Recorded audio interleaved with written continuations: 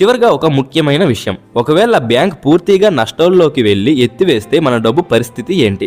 భారతదేశంలో ప్రతి డిపాజిటర్ కోసం DICGC, deposit insurance and credit guarantee corporation అనే సంస్థ ఉంది. దీని ప్రకారం ఒకవేళ బ్యాంక్ మునిగిపోయినా కస్టమర్కు 5 లక్షల రూపాయల వరకు ఇన్సూరెన్స్ కవర్ ఉంటుంది. ఇది చాలామందికి తెలియని విషయం.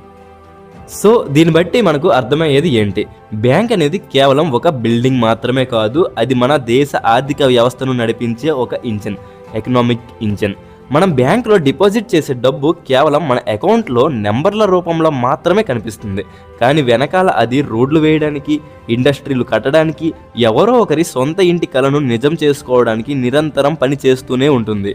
క్యాపిటల్ ఫార్మేషన్ అంటే మీ డబ్బు బ్యాంకులో నిద్రపోవడం లేదు, అది దేశ అభివృద్ధిలో ఒక భాగంగా మారుతుంది. అదే సమయంలో బ్యాంకుకి లాభాన్ని, మీకు వడ్డీని కూడా తెచ్చిపెడుతుంది. ఈ బ్యాంకింగ్